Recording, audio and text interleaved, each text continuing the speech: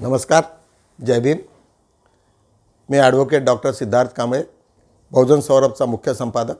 बहुजन सौरभच्या YouTube चॅनलमध्ये सर्वांचं स्वागत। आज बघूया देश विदेशातील महत्त्वाच्या घडामोडी। आज सर्वच YouTube channel, T V channels यात अरविंद केजरीवालांना ईडीची जी नोटीस आली त्याच्यावरती सर्व चर्चा होती। दारू घोटाळ्याचा इश्यू आहे। आधीच आम आदमी पार्टीचे 3 विधायक जेलमध्ये आहेत आणि चौथा नंबर केजरीवालांचा आहे। केजरीवालांनी आज ईडीच्या समोर जायला नकार दिला। त्यांनी स्पष्ट केलं की ही द्वेषपूर्ण झालेली कारवाई आहे आणि त्याच्यामुळे आणि मी इलेक्शनमध्ये व्यस्त असल्यामुळे मी ईडीच्या कार्यालयात येऊ शकत नाही। त्याच्यामुळे आणि तुम्ही ही जी नोटीस मला पाठवली ती परत घ्या। काही यूट्यूब चॅनलवाल्यांनी वेगवेगळे प्रश्न केले आम आदमी पार्टीच्याला की तुम्ही संस्थेला काय जे असेल ते तुम्हाला सांगावं लागेल, त्याच्यासाठी तुम्हाला जाणं अनिवार्य आहे। परंतु अरविंद केजरीवाल ऑलरेडी एक उच्च शिक्षित आहेत आणि त्यांना सर्व कायद्याची चांगली जाण आहे। त्याच्यामुळे हा त्यांचा जी ॲक्शन आहे हा पवित्र आहे। हा किती योग्य राहील हे वेळच सांगेल। दुसरी टाइम्स याच्यावरती महुआ मैत्रा अत्यंत तुम्हाला माहिती आहे की वादग्रस्त मेंबर ऑफ पार्लिमेंट राहिलेली आहे। अडानीला तिने कुठल्याही याच्यावरती सोडलेलं नाही। मागच्या 3 वर्षात सातत्यानं अडानीचे सर्वच्या सर्व जे काही घापले होते किंवा जे काही इरेग्युलॅरिटीज होत्या त्या त्यांनी सर्वांच्या समोर मांडल्या आणि अत्यंत प्रभावशील ती उच्च शिक्षित आहे, अत्यंत हुशार आणि सर्व फॉरेनमध्ये तिचं पूर्ण शिक्षण झालेलं आहे आणि ती ज्या पद्धतीने ती प्रत्येक गोष्ट मांडते ती अत्यंत लोकांना असं वाटते की अशासारखे जर पार्लिमेंटरियन आमच्या देशात जर राहिले तर या देशाची पूर्ण काया पलटेल। इश्यू असा होता की हिरानंदानी जी तिची मैत्रिणी आहे आणि हिरानंदानीनी काही प्रश्न पार्लिमेंटमध्ये विचारासाठी तिला पैसे दिले आणि त्याच्यावरती तिथे जी कमिटी होती, एक पार्लिमेंटरियन कमिटी आहे डिसिप्लिनरी कमिटी, त्यांनी तिला बोलवलं। याआधी तिने पहिले चार्ज लावला होता की तिथे जो MP आहे ज्याच्याशी माझं भांडण आहे त्याच्या पहिले सर्टिफिकेट्स तुम्ही तपासा, परंतु ते न करता ती म्हणाली की ठीक आहे। तरी ती पार्लिमेंटरियन कमिटीसोबत जाऊन तिने आपली बाजू मांडली आणि तिने स्पष्ट केलं की मला हिरानंदानीकडनं काहीही मिळालेलं नाही। मला जे काही एक लिपस्टिक मिळाली होती, छोटीशी एक बॅग होती आणि ती मला ड्युटी फ्रीमधनं मिळाली, ती माझ्या बर्थडेला त्यांनी गिफ्ट केलेली आहे। त्याच्यानंतर तिने पुन्हा सांगितलं की तिना जो पासवर्ड जो तिने शेअर केला असा तिच्यावरती आरोप होता, पण त्याच्यात तिने सांगितलं की पासवर्ड जरी असला तरी मला OTP माझ्याकडे येत असतो आणि OTP जोपर्यंत नाही मी त्याची नाही म्हणजे तिच्या स्टाफची हेल्प घेतली आणि ती काय लिहिण्याची वगैरे मला मदत करत होती आणि ती पूर्ण प्रश्न झाल्यानंतर मी तपासत होती। मग मला OTP आला की मग मी OTP तिला सांगत होती। याच्यामुळे मी काय तिथे काय केलं आणि प्रत्येक गोष्ट जे काही मी प्रश्न विचारलेले आहेत ते सर्व मी माझ्या नॉलेजमध्ये होते। त्याच्यामुळे कोणाचा काही प्रश्नच नाही। फक्त मला टायपिंग वगैरेचं जे डिफिकल्टीज होत्या त्या पूर्ण करायसाठी मी तिची मदत घेतली। त्याच्यामुळे प्रश्नच येत नाही। कुठेतरी कॅश घेतली आणि तिने दर्शन हिरानंदाने पुन्हा नोटीस केली पाठवली की तुम्ही मला कोणते कोणते ऑर्नामेंट दिले त्याची लिस्ट द्या किंवा मला कोणते कोणते पैसे दिलेत आणि कधी कधी दिले त्याची लिस्ट द्या। हे सर्वच्या सर्व युक्तिवाद तिने पार्लिमेंटरियन कमिटीसमोर केला। अत्यंत प्रभावी बोलली ती आणि आज जी पहिल्यांदा टाइम्स ग्रुपच्या याच्यासोबत इंटरव्ह्यूला आली त्यावेळेस तिचं वक्तव्य इतकं चांगलं होतं, त्याच्यामुळे असं वाटत होतं की ती संपूर्ण BJPला तिने हे केलं, एक्सपोज केलं की हे कशा पद्धतीचं त्यांचं हे चालतं आणि शेवटी कन्क्लुजनही मध्ये ती केली की BJPनी चुकीच्या माणसाला हात लावला हे असं तिने नमूद केलं। अत्यंत निर्भीड अशी ती बाई। त्याच्यामुळे आम्हा लोकांना निश्चितच असे जर पार्लिमेंटर असेल तर या देशातले अनेक इश्यूज आपोआपच संपतील अशी आम्हाला आशा आहे। आज तिसरा महत्त्वाचा मुद्दा होता। आज दिवसभर पुन्हा 2 दिवसापासून सुरू होतं ते सुप्रीम कोर्टामध्ये इलेक्ट्रॉल बॉन्डवरती सुरू होतं। आज कपिल सिब्बलचं पुन्हा आर्ग्युमेंट झालं। त्याच्यानंतर प्रशांत भूषण यांनी आपला आर्ग्युमेंट त्यांनी संपवलेलं आहे. अनेक पिटिशन्स तिथे असल्यामुळे आणि त्याच्यामध्ये संपूर्ण BJP मोठ्या प्रमाणामध्ये हादरलेली आहे. समजा ते जर यांच्या मनासारखं झालं आणि जे पिटिशनरच्या मनासारखं जर झालं तर मला असं वाटते की BJPच्याकडे जेवढा काही ब्लॅक मनी जनरेट केला आउट ऑफ इलेक्ट्रॉल फंड हा पूर्णचा पूर्ण जर सीज झाला किंवा इलेक्शन कमिशनला त्यांनी सांगितलं की याचा पूर्णच्या पूर्ण अकाउंटिंग घ्या, तर यावेळेस BJPची मोठी आपत होईल. आणि त्याच्यामुळे जे मोठ्या प्रमाणामध्ये ते आमदार विकत घेणं आणि जे इल्लिगल कामं जे झाले महाराष्ट्रात आणि अनेक स्टेटमध्ये झालं, मागे कर्नाटकात झालं, महाराष्ट्रात झालं, अनेक ठिकाणी जिथे झालं ते सर्वच्या सर्व बंद झाल्याशिवाय राहणार नाही. त्याच्यामुळे आजच्या ह्या तिन्ही न्यूज अत्यंत महत्त्वाच्या होत्या. आज आमच्या नेहमी ठरल्याप्रमाणे आज आम्ही एक क्लिप दाखवणार आहोत. बुद्धत्व प्राप्त होण्याच्या आधी सिद्धार्थ प्रत्येक ठिकाणी जाऊन आपापल्या याच्यामध्ये तो दुःखमुक्तीचा मार्ग शोधायसाठी अनेक वेगवेगळ्या ठिकाणी जातात, वेगवेगळ्या साधूंकडे जातात, वेगवेगळ्या आश्रमात जातात, वेगवेगळ्या ठिकाणी जातात आणि जात शेवटी त्यांना असं सुचविण्यात आलं होतं की सर्व काही ह्याच्यामुळे फास्ट केल्यामुळे किंवा शरीराला जोपर्यंत तुम्ही तापवत नाही किंवा एकदम त्याला जीर्ण करत नाही तोपर्यंत तुम्हाला त्या स्टेजपर्यंत जाता येणार नाही. आणि त्याच्यात जाता मग शेवटी असं झालं होतं की बुद्धांनी एक अन्नाचा कण खाऊनही त्यांनी ते पाहिलं, पण त्याच्यानंतर त्यांना चक्कर आली. ज्या गुफेत सिद्धार्थ आपली विपश्यना करत होते, म्हणजे विपश्यना म्हणण्यापेक्षा जे काही साधना करत होते त्या साधनेच्या ह्याच्यातनं शेवटी त्याला चक्कर येऊन पडतात. सुजाता ती पाहत असते आणि सुजाता आणि तिची सहकारी ते दोघेही येतात आणि त्यांना उठवून त्याच्यात पाणी पाजतात आणि नंतर खीर देतात. या सर्व गोष्टीमुळे आणि ते सांगते सुजाता की तुम्ही जिवंत राहणार नाही तर कसलं काय होणार आहे, कसलं दुःखमुक्तीचा मार्ग आणि काय. त्याच्यानंतर त्याच्यातनं सिद्धार्थ तो पिच्छा सोडतात आणि त्यांना कळतं की याच्यातनं फास्ट आणि याच्यातनं माझं काही उद्धार होणार नाही आणि त्याच्यानंतर मग ते दुसऱ्या मार्गाला लागतात. आज बघूया त्याच्यावरती एक सुंदरशी क्लिप तुम्हाला आवडेल.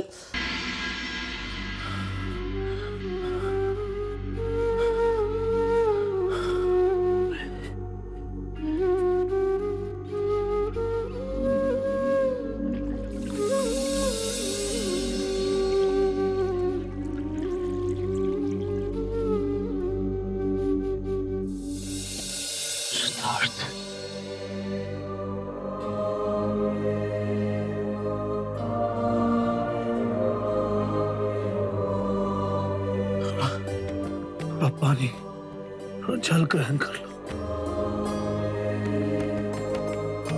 नहीं गुरुवर,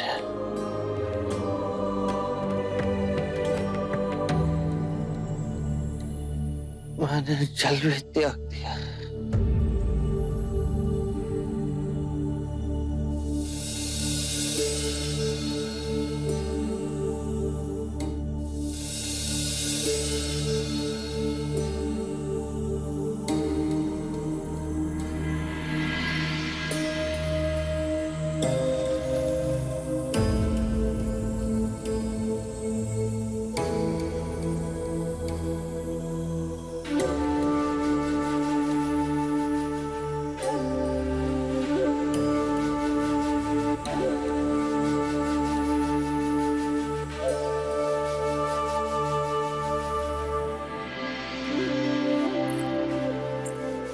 पूर्णा, ये वही जोगी है जो इतने जीवन से भरे थे.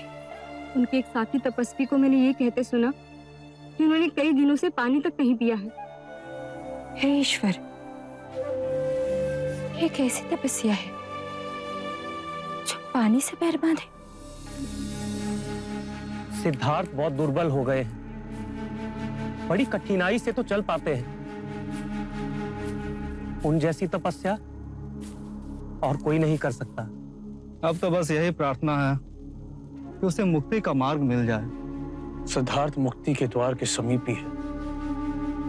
इतने कठिन तपश्चर्या से उसके मन से जो पुकार उठेगी वो आकाश का सीना भेद के रख देगी.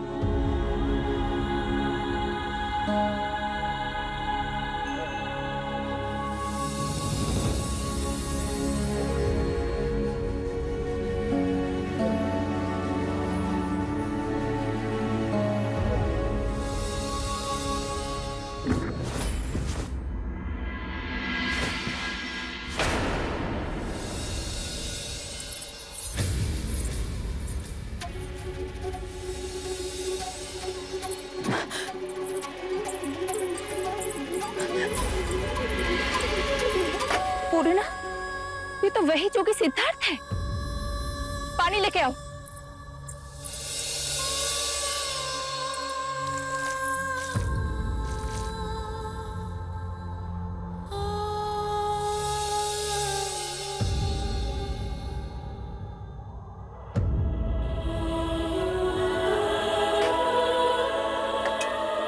ये आपकी पूजा का नैवेद्य है।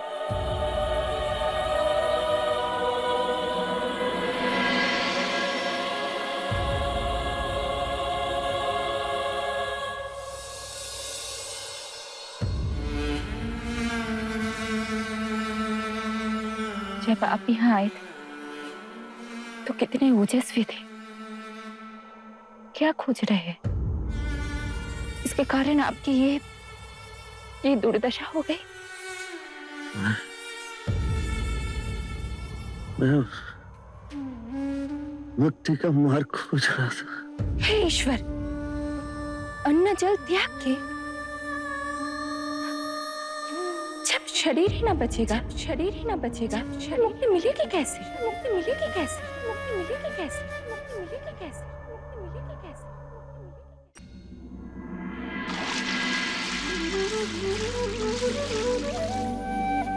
शरीर को सुखा मैंने केवल अपना ही घात किया। यदि परम सत्य मुझे मिलेगा तो शरीर के साथ ही मिलेगा, ना कि उसे सुखा और गलाकर। जिस बात को बड़े बड़े गुणी ज्ञानी ना समझा सके, वो सहज एक गांव की अज्ञानी सुजाता ने समझा दिया।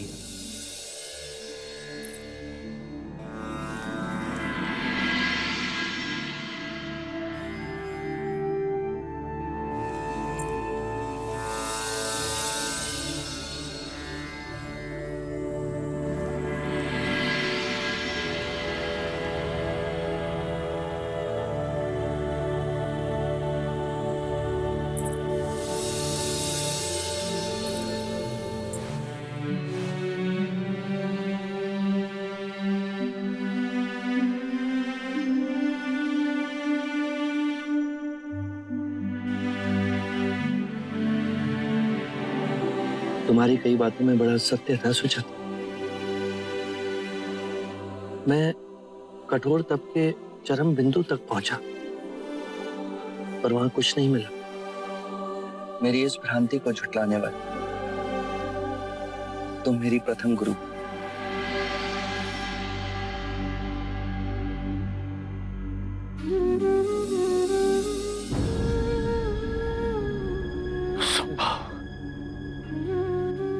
सिद्धार्थ ने तपश्चर्या छोड़ दी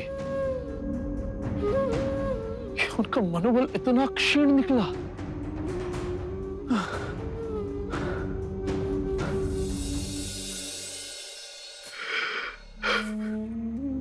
आपकी ही राह देख रहे थे, आपकी आंखों में आंसू कैसे? जिस पर भरोसा कर अपने प्राणों की आहुति देने हम सब चले थे, वही अपने पद से टिक गया। अर्थात सिद्धार्थ ने तपश्चर्या का मार्ग छोड़ दिया है। मैंने स्वयं अपनी आंखों से उसे भोजन करते हुए देखा। जिसके भरोसे हम अपना सब छोड़ के आए, जिसे अपना मार्गदर्शक समझा, वही दिशाहीन हो गया। ये भी तो हो सकता है ये मार्ग ही गलत था। हम गलत साधना कर रहे थे। एक ने प्रण तोड़ा तो बुरे विचार उपजने लगे। गुरुदेव अति शीघ्र यहाँ से निकलते हैं। आज भद्रिका को विचार आया, कहीं ऐसा ना हो कि सिद्धार्थ की संगत में पड़कर हम सब पथभ्रष्ट हो जाएं। हाँ, संगत का प्रभाव पड़ता है। मैं सिद्धार्थ को छोड़कर जाने का आह्वान करता हूं। जिसे मेरे साथ चलना है वो चले।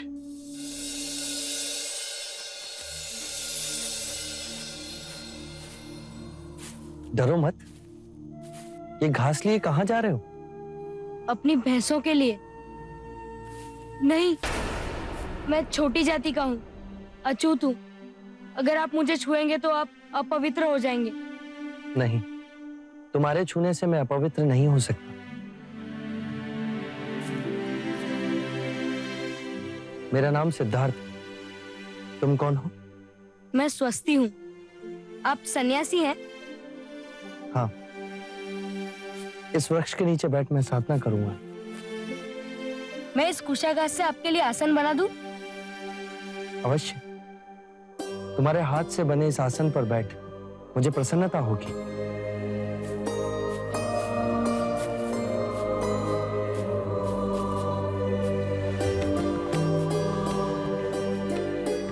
आइए जोगी महाराज। तुम्हारा बहुत बहुत आभार। तुम बहुत दयालु हो स्वस्ति।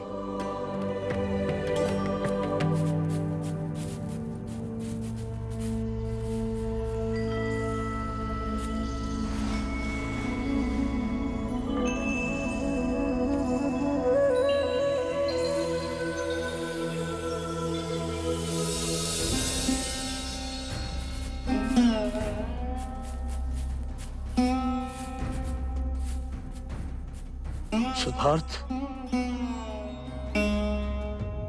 हमें जाने की आज्ञा दीजिए। आपका साथ यही तक नियत था। आप मेरे जीवन के कठिन मोड़ पे आए और अब जाने के लिए कह रहे हैं। जाने का कारण तुम ही हो सिद्धार्थ। जिस सिद्धार्थ को मैंने अपना ज्ञान दिया, अपना गुरु भाई, फिर अपना गुरु माना, अब तुम वो कहां रहे? मनुष्य कितनी अवस्थाओं से इस एक ही जीवन में परिवर्तित होता है। बाल अवस्था से परिवर्तित हो उसका रूपांतरण युवा अवस्था में होता है, और युवा अवस्था परिवर्तित हो प्रौढ़ अवस्था आती है। ये प्रकृति के नियम की बात है।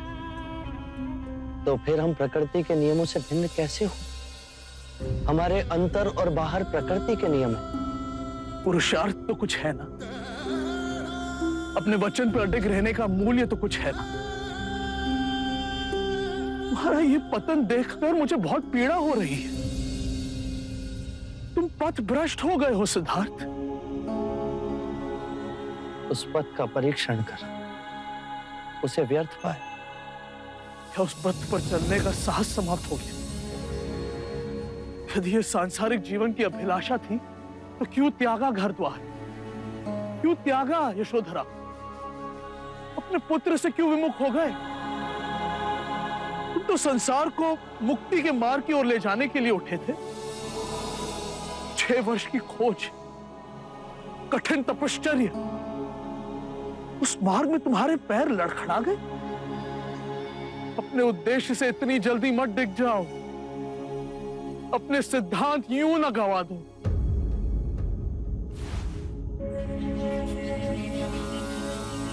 गुरुवर्य,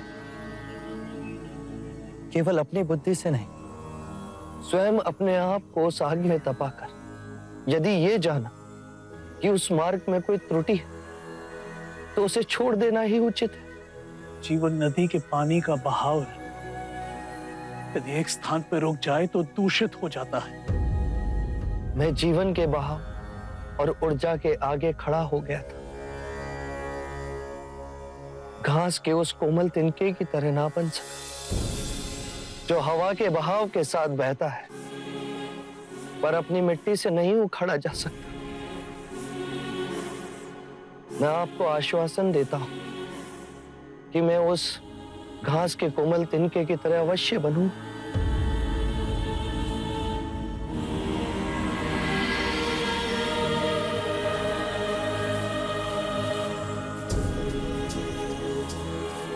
गुरुवर्य, मैं मनुष्य जाति की मुक्ति का मार्ग अवश्य खोजूं और वो मार्ग आपको दिखाने में अवश्य लौटूं।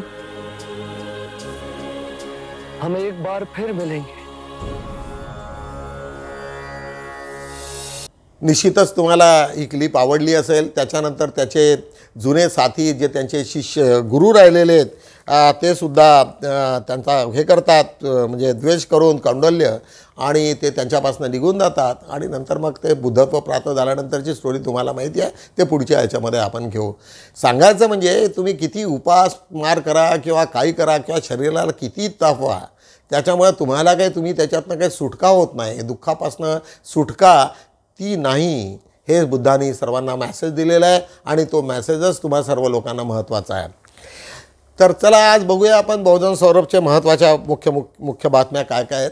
आज मला एक थोडंसं वेगळं सांगावंसं वाटते की एक मराठा माणूस एक MP नाही, MLA नाही आणि तो संपूर्ण याच्यामध्ये आमरण उपोषणाचं ते करणं आणि सर्व पेपरमध्ये हेडलाईन्स देणं, हे मी म्हणजे विचित्र वाटते की कसं काय गव्हर्नमेंट आणि सर्व पॉलिटिकली सिस्टीम आणि पूर्ण प्रेस आणि पूर्ण मीडिया कशा पद्धतीने जरांडेला उचलून राहिले.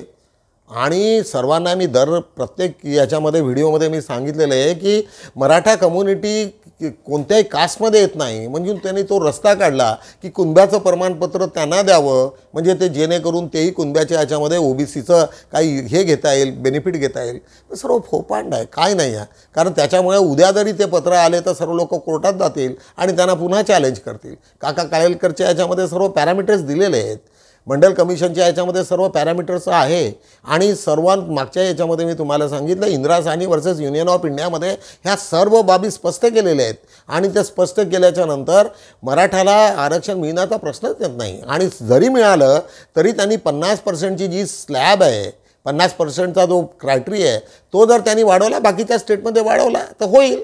समजा त्यांनी 70% जर आरक्षण केलं आणि मराठ्यांना 20% दिलं तर कोणालाच ऑब्जेक्शन नाही. म्हणून आता सध्याची परिस्थिती OBC वर्सेस मराठा हा जो संघर्ष आहे आणि आता OBCच्या ज्या उरलेल्या काही कम्युनिटीज आहेत त्या एकत्रितपणे येऊन पुन्हा ज्या पद्धतीचा संघर्ष इथे महाराष्ट्रात दिसतो आहे तो अत्यंत वाईट आहे. तो कुठे ना कुठे लवकरात लवकर थांबला पाहिजे आणि थांबण्याचं काही चिन्ह दिसत नाही. जाळपोळ झालेली आहे. पश्चिम महाराष्ट्रामध्ये अत्यंत तीव्र त्याचे प्रतिसाद दिसत आहेत. आज बघूया, आज आपण एक याची बातमी आहे इलेक्शन बॉन्डचे, ती आम्ही घेतलेली आहे.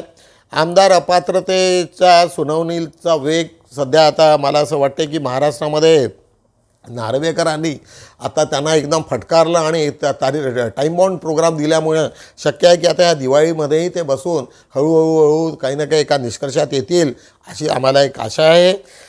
एक अमरावतीची एक बातमी घेतलेली आहे. डुकरांनी भरलेला ट्रक थेट नगर परिषदेमध्ये, तिथे सर्व डुकरांचा मोठा प्रॉब्लेम सुरू होते. त्याच्यामुळे काही लोकांच्या तक्रारी होत्या. मग त्या लोकांनी पकडून त्यांना ट्रकमध्ये आणलं, कुठेतरी बाहेर सोडायचा विचार होता. जे डुक्कर पालणारे लोक होते ते सर्वच्या सर्व नगर परिषदेत गेले आणि खूप धिंगाणा घातला आणि त्याच्यानंतर आज तो तसंच मॅटर तिथेच आहे आणि दोन्हीकडनं फार जबरदस्त रिॲक्शन सुरू आहेत. आज बघूया आपण 5-4 वरती आम्ही काय काय दिलेलं आहे. अवमान प्रकरणी राज्याच्या शिक्षण सचिवांना अटक करण्याचे आदेश. एक मॅटर होतं, एक गव्हर्मेंटच्या काही लोकांना सॅलरी न झाल्यामुळे तिथल्या त्यांना एक नोटीस झाली होती सेक्रेटरीला की बाबा तुम्हाला एवढं सर्व क्लिअर असताना हे तुम्ही नोटीसच म्हणजे का त्यांच्या सॅलरी झाल्या नाही. त्याच्यामुळं कंटेम्प्ट झाला आणि कंटेम्प्ट होऊन त्यांनी आज सांगितलं होतं की तुम्ही तिथे हजर व्हा. हा प्रकार नेहमीच राहिलेला आहे स्टेट गव्हर्नमेंटमध्ये. जेव्हा कधी स्टेट गव्हर्नमेंटला पैशाची गरज पडली की कधीतरी मोठमोठ्या इन्स्टिट्यूशनकडे जाऊन ते काही दिवसासाठी इंटरेस्टनी पैसे घेतात. माझे मिसेस इंडियन ऑइल मध्ये असताना मला माहिती आहे की ते नेहमी स्टेट गव्हर्नमेंटचे लोक रिक्विजिशन घेऊन इंडियन ऑइलमध्ये यायचे, त्यातनं पैसे घ्यायचे, परत करायचे. परत करणं देणं हे ठीक आहे, परंतु गव्हर्नमेंट लेवलला पगारासाठी पैसे नसणं हा अत्यंत एक वेगळा विषय आहे. आपण कधीतरी नंतर चर्चेला एखाद्या वेळेस बोलू आपण. त्याच्यानंतर उशू खेळात चैतन्य देवतळेंनी वाढविला वर्धा जिल्ह्याचा मान. एक सुंदर छोटासा मुलगा त्यांनी वर्धा जिल्ह्यात आता मध्ये मुंबईला ज्या काही स्पर्धा झाल्या महाराष्ट्र लेवलला पुण्याला, तिथे त्यांनी चांगली कामगिरी दाखवलेली आहे. आझाद मैदानावर आरोग्य कॉन्ट्रॅक्ट कर्मचाऱ्यांचा आक्रोश. कंत्राटी कामगार आमचे एक मित्र आहेत अरुण गाडे यांच्या नेतृत्वाखाली एक मोठा मोर्चा निघाला आणि त्याच्यामध्ये अनेक मुद्दे घेऊन अनेक लोक जिथे जे कॉन्ट्रॅक्टर म्हणून ते जे कामं करत आहेत ज्या रिक्त जागेवरती आणि त्यांना पुन्हा समाविष्ट करण्यासाठी त्यांची मागणी आहे. लवकरच होईल असं वाटते. राज्यात अराजकता निर्माण करणाऱ्यावर कारवाई करा. राष्ट्रपती लागू करावी विविध संघटनाची मागणी. कारण मराठा आंदोलन हे दिवसेंदिवस पेटून राहिलेले. काही लोकांचे घरं काय पेटवणं आहेत, मोठमोठ्याल्या लोकांचे घरं पेटवणं, त्याच्यामुळे इथली परिस्थिती अत्यंत हे झालेली आहे, डिस्टर्ब झालेली आहे. आणि अशा परिस्थितीला आढावा घालण्यासाठी तिथे राष्ट्रपती राजवट असावी अशा अनेक लोकांनी त्याच्यामध्ये आपले निवेदनं केलेले आहेत. त्याच्याच खाली एक फार सुंदर चांगली बातमी आज आमचे राज्यमंत्री रामदास आठवले यांची आहे. खूप वर्षानंतर एक चांगली बातमी मला वाचायला मिळाली की त्यांनी सांगितलं आहे की SC/STचं जर पॉप्युलेशन SC/ST आणि OBCचं जर पॉप्युलेशन घेतलं तर त्यांना 77% होतं आहे. मग त्यांना 49चीच अट का? पहिल्यांदा एक चांगला थॉट, चांगला विचार आज आम्ही राज्यमंत्री रामदास आठवलेंकडनं ऐकला. त्यांचं अभिनंदन. त्याच्याच खाली आज आम्ही महाराष्ट्र असोसिएशन फॉर फिजिशियन वार्षिक परिषद मॅकॉन आजपासून सुरू नागपुरात एक जेवढे असोसिएशन फॉर फिजिशियन्स जे कोणी तज्ज्ञ असतील याच्यामध्ये मेडिसिनमध्ये त्या लोकांची एक इंटरनॅशनल लेवलची एक कॉन्फरन्स नागपुरात होते. त्याची एक बातमी आम्ही घेतलेली आहे. आज बघूया, आज आम्ही 5-2 आज आमचा अग्रलेख आज सहसा आमचे सर्व अग्रलेख एवढ्यातले मराठा आंदोलनावरतीच आहेत. टायटलच आहे मागासलेले लोक संघटित दहशतवादी असतात काय? म्हणजे आता मराठ्यांनाच प्रश्न केले की एवढे वर्ष तुम्ही सत्ता चालवलेली आहे आणि तुम्ही आता ज्या पद्धतीने वागताय, रस्त्यावर उतरून लोकांचे घरं जातात आणि तुम्हाला कायदा कसा काय समजत नाही. 340 कोणासाठी आहे, 341, 342 हे सर्व जे आहे तुम्हाला माहिती आहे, त्याचे पॅरामीटर्स माहिती आहे, ऑलरेडी कास्ट कशा बनल्या वगैरे सर्व माहिती आहे आणि तरी तुम्ही तसे वागतात याच्याबद्दल त्यांनी खेद व्यक्त करणारा आमचा अग्रलेख आहे. अत्यंत वाचनीय आहे. त्याच्याच बाजूला आमचे मित्र आहेत डॉक्टर वामन शेळमाके यांचा एक लेख आहे मोहफूल आणि आदिवासी. पिढ्यानपिढ्यापासून मोहफुलाच्यापासून अनेक हे होतात. अत्यंत ज्यावेळेस इथे अन्नाची तुटवता होती त्यावेळेस मोहफुलापासून भाकरी बनवून लोकांनी खाल्लेले आहेत. मोहफुलापासून अनेक पदार्थ बनतात. इव्हन गाई आणि म्हशींना ते देत असतात. गावामध्ये तुम्हाला जे लोक या भागात भंडारा, चंद्रपूर आणि गडचिरोली आणि MP ला लागून जो भाग आहे याच्यामध्ये तुम्हाला दिसेल, त्याला आम्ही महुवाची दारू म्हणून अत्यंत फेमस केलं. परंतु एक दुर्भाग्याची गोष्ट मला सांगता येईल की ज्यावेळेस शरद पवारांचं गव्हर्नमेंट होतं त्यावेळेस या जिल्ह्यातले सर्वच्या सर्व झाडं तोडा असे आदेश होते आणि तोडल्यामुळे तिथली जी वनसंपदा होती ती बऱ्याच प्रमाणात नष्ट झालेली आहे. आज शेजारचं जर राज्य घेतलं MP तर तिथे सर्व सर्रास आहे. त्यांना म्हणजे कुटीर उद्योग किंवा लहान म्हणजे लोकांना रोजगार मिळण्यासाठी त्यांनी अलाव केलेलं आहे. आज गोव्यात बघा, दारूबंदी मोठ्याला बॅरकमध्ये घेतात आणि गोव्यामध्ये प्रोडक्शन करून त्याच्यामध्ये मोठ्या प्रमाणात सबसिडीज आहेत आणि गव्हर्नमेंटनी त्यांनी टॅक्सेस कमी केले. म्हणजे आज दारूच्या व्यापारामध्ये, दारूच्या धंद्यात जास्तीत जास्त रोजगार कसं निर्माण होईल याची सर्वीकडे चिंता आहे, सरकारला चिंता आहे आणि जास्तीत जास्त रोजगारामध्ये लोक लागले पाहिजे. आज गोव्यामध्ये जरी दारूचं इतकं मोठं मॅन्युफॅक्चरिंग असलं तरी तिथले कन्झम्शन तिथेही आहे, परंतु तिथे अनुचित प्रकार होत नाही. दारू पिऊन गाडी चालवत नाही. अनेक ठिकाणी अशा पद्धतीचं त्यांनी जर नियोजन व्यवस्थित केलं तर निश्चितच मला असं वाटते की आणि हे जे आदिवासींवरती लावलेले जे बंधनं आहेत मोहफुलावरतीच्यापासून बनवणारी दारू ती कुठे ना कुठेतरी आता शिथिल करायला पाहिजे. आता ही वेळ आता लोकांच्या रोजगारांशी संबंधित आहे. त्याच्याच खाली आज बघूया अमृत महोत्सव दी अनटचेबल्स. आज अनटचेबल अच्युत कोंथे डॉक्टर बाबासाहेब आंबेडकरांनी 1946 साली हा एक ग्रंथ लिहिला आणि त्याच्यामध्ये 48चा आणि त्याच्यामध्ये हू आर द अनटचेबल्स म्हणून हा अत्यंत गाजलेला ग्रंथ आहे आणि त्याचे आज जवळपास आता अनेक त्याचे हे झालेले आहेत आणि याची शताब्दी वर्ष आता ते लवकरच होणार आहे. त्याच्यासाठी हा एक लेख मिलिंद मानकर यांनी तो लिहिलेला आहे. अत्यंत अभ्यासपूर्ण आणि बाबासाहेबांनी जे काही कोटेशन्स दिले त्या सर्वांचा चांगला अभ्यास करून त्यांनी ते विचार मांडलेले आहेत. आज बघूया त्याच्याच खाली अस्वस्थ समाजाचा खरा नायक म्हणजेच तृतीयपंथी अमित उर्फ आम्रपाली मोहिते. दीपक लोंढेंची एक कहाणी आहे. पुण्यातला एक युवक झोपडपट्टीमध्ये झाला, परंतु त्यांनी शिक्षणाची ओढ निघाली आणि तो तृतीयपंथ झाला. त्याच्या फिजिकल काही मुवमेंट डेव्हलपमेंट त्याच्या तशा पद्धतीने झाल्या, पण तरी त्यांनी ती जिद्द सोडलेली नाही. फुटपाथवरती त्यांनी अनेक शाळा भरवल्या आणि अनेक ठिकाणी जरी तो टाळ्या वाजवून पैसे कमवायचा, जे ज्या पद्धतीने तृतीयपंथ करत असतात ते सर्व करत असूनही त्यांनी त्याची जिद्द मात्र होती. त्यांनी MA शिकला आणि तो लोकांना सारखा पोरांच्या शाळा करणं, कोणाला तरी मदत करणं, हॉस्पिटलमध्ये जाऊन लोकांची सेवा करणे आणि त्या ज्या वाटेल त्या पद्धतीने मदत करणं, अशा पद्धतीचा एक उत्कृष्ट लेख लिहिला गेलेला आहे, अत्यंत वाचनीय आहे. छन्नी हातोड्याने घाव सहन करायला शिका. एक आमचे मित्र आहेत बोधिसत्व, त्यांनी तो लिहिलेला एक चांगला एक लेख आहे. त्यांनी सांगितलं की नुसतं बोलून होत नाही आहे. दगडामध्ये जोपर्यंत तुम्ही त्याच्यात छन्नी हातोडी घेऊन जोपर्यंत तुम्ही त्याला आकार देत नाही तोपर्यंत तुमचं काही नाही. तसंच तुमच्या आयुष्याचं आहे. तुमची आयुष्यही तसंच आहे, छन्नी हातोडीसारखंच आहे. जोपर्यंत तुम्ही त्याला ज्या पद्धतीने शेप देणार त्या पद्धतीनेच तुम्ही घडत जाणार, अशा पद्धतीची आहे. आमचे मित्र ज्ञानेश्वर राखोळकर एकतर्फी प्रेम आणि आरक्षण वगैरे वगैरे अशावरती एक चांगला लेख आहे. तो या मराठा आरक्षणाच्या बाबतीतच त्यांनी दिलेलं आहे की तुम्हाला आता काही लोक लपून बसलेले आहेत ज्यांना पॉलिटिकली हे करायचं आहे आणि काही लोक मात्र रस्त्यावरती आल्याचं त्यांनी ते लिहिलेलं आहे. सुंदरसा लेख आहे. OBC आरक्षण आणि मराठे याच्यावरती एक सुंदर लेख आमचे प्रमोद मून आहे. त्यांनी पूर्ण उतारा दिलेले आहे की काका कालेलकर कमिटीमध्ये काय काय होतं, मंडल कमिशनमध्ये कोणते कोणते इश्यूज होते आणि या सर्व इश्यूनी एक अभ्यासपूर्ण चांगला त्यांचा लेख म्हणून पाहता येईल. वाचनीय लेख आहे. आरक्षण प्रश्न महाराष्ट्राचा मणिपूर करू नका. ॲडव्होकेट सुभाष सावंगीकर यांचा हा लेख आहे. परिस्थिती तशीच आहे. जरी विदर्भामध्ये ती परिस्थिती जाणवत नसली तरी सोलापूर, बीड आणि या भागामध्ये अत्यंत गंभीर परिस्थिती निर्माण झालेली आहे आणि तिकडे मराठे रस्त्यावरती आलेले आहे, इथे OBC पुन्हा रस्त्यावरती येतील आणि अशी जर भानगड सुरू झाली आणि असाच जर प्रकार सुरू राहिला तर महाराष्ट्र हा मणिपूर झाल्याशिवाय राहणार नाही. अत्यंत त्यांनी मार्मिकतेने हा पूर्णच्या पूर्ण लेख लिहिलेला आहे, वाचनीय आहे. अशा पद्धतीने आम्ही आज बहुजन सौरभचे 4ही पानं संपवलेले आहेत.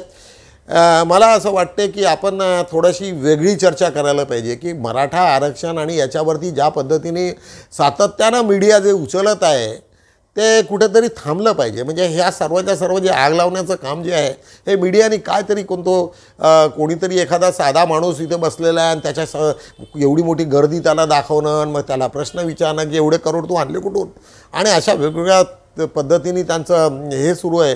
त्याच्यामुळे लोकांनी जागृत व्हायची गरज आहे. आज 2-3 महत्त्वाचे मुद्दे मी मांडलेले आहेत. एक तर तुमचे मेंबर ऑफ पार्लिमेंट अत्यंत प्रबळ असले पाहिजे, एज्युकेटेड असले पाहिजे आणि त्याच्यानंतर लोकशाहीला मजबूत करणारे असे लोक असले पाहिजे. तरच कुठेतरी बाबासाहेबांनी सांगितलेलं संविधानाचं खरं रक्षण होईल आणि तुम्हा सर्व लोकांना त्यांच्यापासून न्याय मिळेल. चला भेटूया आपण पुढे, उद्या पुन्हा येऊ. तोपर्यंत जय भीम.